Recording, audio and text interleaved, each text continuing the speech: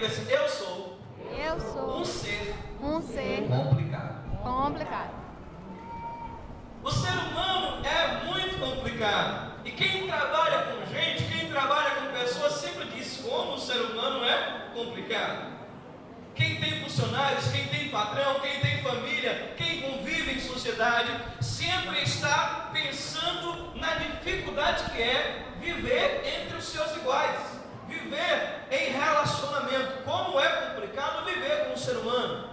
Mas ao mesmo tempo que é complicado, é saboroso e encantador. É gostoso. Ninguém gostaria de viver apenas com animais. As pessoas que estão aqui, embora talvez alguns gostem, por exemplo, não é, Fábio, de um sítio onde tenha muitos animais, não gostaria de viver apenas com animais, sim ou não? Sim. Porque nós somos criados para o relacionamento, nós fomos criados para a irmandade, nós fomos criados para vivermos em família. Ei, Sil, mas como é complicado viver em família, sim ou não? Sim ou não? Sim. Como é complicado. Às vezes nós da nossa família nos chateamos, nos irritamos, pegam no que a gente não queria que pegasse, falam o que a gente não queria que falasse, pensam o que a gente não queria que pensasse, sim ou não? Sim. E a gente fica chateado, às vezes dá vontade de falar, às vezes a gente fala. Tem gente que às vezes joga a panela pro alto, joga a xícara, quebra, depois se arrepende porque era o conjunto de jantar dele.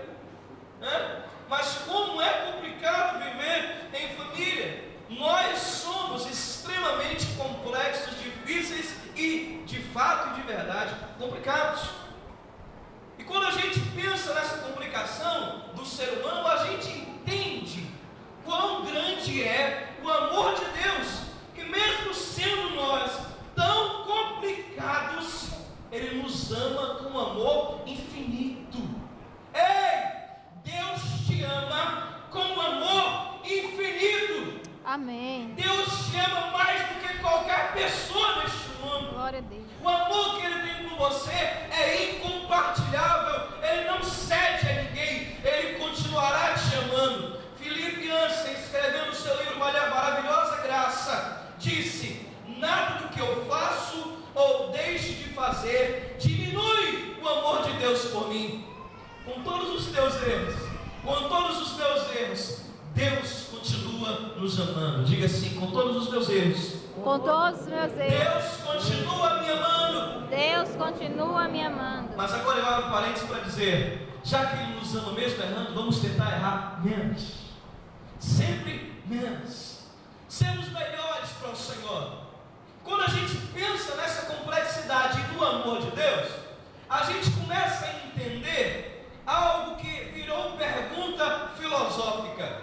Algumas pessoas perguntam assim: por que eu vim ao mundo? Outros perguntam: ei, se Deus sabia que o homem ia pecar, por que colocou uma árvore no meio do jardim que Ele não deveria tocar? Sabe o que é que algumas pessoas dizem? Já que Deus colocou aquela árvore lá dizendo: olha, desta árvore não comereis. E Deus sabia que o homem ia comer, sim ou não? Sim. Deus sabe todas as coisas, irmãos? Sabe. Deus conhece o futuro? Sim. Então Deus sabia que o homem ia desobedecer, verdade ou mentira? Verdade. Aí algumas pessoas perguntam: então Deus concorda com o pecado, sabia que o homem ia pecar e colocou a árvore lá, sabendo que o homem ia desobedecer? Errado. Deus não concorda com o pecado. Mas se Deus não desse ao homem a possibilidade de escolher outro caminho, esse homem não adoraria livremente. Ele teria sido programado, forçado para isso. Deixa eu tentar explicar. Uma pessoa casada, levante a mão. Ok, irmão Carlos. Digamos que a sua esposa, irmã Magna, tivesse na sua cabeça, na cabeça dela, um chip. Esse chip é o chip do amor. Na hora que coloca o chip Magna, ela te ama. Quando tira o chip de Magna, ela te detesta. Você gostaria que ela funcionasse com chip? Não. Por quê? É falso. É falso. É porque ela não tinha decisão. Foi algo imposto a ela. Se Deus não tivesse dado ao homem o direito de escolher, esse homem estaria servindo porque não tinha outra alternativa. Não tinha outro caminho. saída, não tinha para onde ir. Mas hoje, irmãos e amigos, nós podemos escolher se pecamos ou não, se decidimos pelo mundo ou por Jesus. Sim ou não? Sim. Deus sabia que o homem iria pecar, mas sabia também, estava enxergando que muitos homens iriam decidir amá-lo, servi-lo, mesmo podendo não servir. Eu posso a partir de hoje não servir a Deus, sim ou não? Pode. Posso? Eu escolho, se eu quiser a partir de hoje não servir a Deus, quem vai me impedir? Eu posso fazer isso, mas Deus sabia que muitos homens, mesmo podendo decidir pelo pecado, iriam decidir por amá-lo, por servi-lo e por adorá-lo. Eu posso decidir pelo pecado, mas não quero e nem vou fazer isso, porque o amor de Deus por mim é infinito. O amor de Deus por mim é maior do que qualquer outro amor. Ele é o meu Deus. Glória a Deus. Ele é o teu Deus. Aleluia. E é pela graça desse Deus que nós somos salvos da morte eterna. Quando eu falo de morte eterna, aqueles que estão em Jesus entendem. Eu estou dizendo que aqueles que foram agraciados por Jesus, aqueles que decidiram servir a Jesus, não experimentarão a morte eterna, mas passarão da morte para a vida em uma terra celestial, na Canaã celeste, onde há ruas de ouro, mar de cristal, e o nosso Senhor Jesus vive. Amém. E brilha eternamente. Nós podemos escolher o pecado, mas não fazemos isso porque Jesus nos escolheu para amá-lo, servi-lo, Glória a Deus. nos escolheu para adorá-lo. Nós somos salvos por meio da graça. Eu lembro de uma história, a história de um pai que o seu filho saiu de sua casa, foi morar numa terra muito distante, e depois de 10 anos, aquele filho ligou para o pai e disse: pai, eu estou prestes a casar. Pai, eu estou amando alguém. Eu queria saber se o senhor me autoriza, pai, a casar, porque sem a tua bênção, meu pai, eu não vou casar. E o pai disse: meu filho, eu confio em você. Eu sempre confiei em você. Aí ele está dizendo: então, pai, o senhor está me abençoando? O senhor está me autorizando a casar? Ele disse: filho, eu confio em você, sempre confiei. Mas me diga uma coisa, meu filho, como é esta tua noiva? Ela te ama? Ele disse: pai, ama. Você ama a sua noiva? Disse: pai, eu amo demais a minha noiva, pai. Ele disse: meu filho, mas me fala um pouco sobre a tua noiva. Vocês conversam sobre tudo? Ele disse: pai, eu converso com ela. E o pai disse: eu não entendi, você conversa com ela? Eu perguntei: se vocês conversam? Ele disse: pai, é porque ela não escuta. Disse: como? Ela é surda? Sim, ela é surda. Sim, como é a comunicação de vocês? Pai, é pelo toque. Pelo toque como, meu filho? Ela não enxerga? Não, pai, ela não enxerga, então eu tenho que tocar. Ela tem deficiência visual completa, ela não enxerga, ela é cega. Ela é surda e cega? Sim. Como é que você sabe que ela te ama? Ela disse para você isso? Pai, eu sei que ela me ama.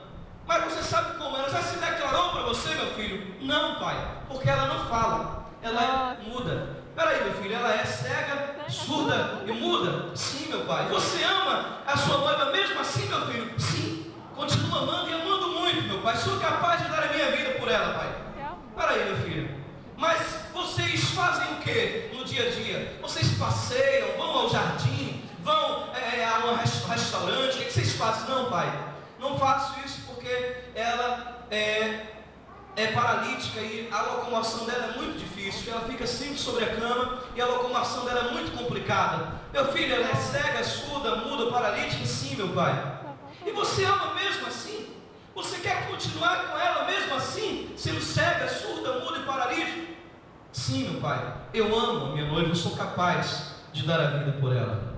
Foi assim que Deus conversou com Jesus. Jesus amou tanto o ser humano, mesmo com todos os seus defeitos, com todas as suas falhas, mesmo parecendo que não valíamos nada para ninguém, porque a Bíblia diz que todos pecaram, ficaram separados da glória de Deus, e o que nós merecíamos, seres humanos, era a morte eterna. Romanos 6, versículo 6. Mas mesmo não merecendo, mesmo estando em pecado, mesmo estando mancos, aleijados, coxos, como diz Mateus, mesmo estando cegos, sem enxergar a verdade,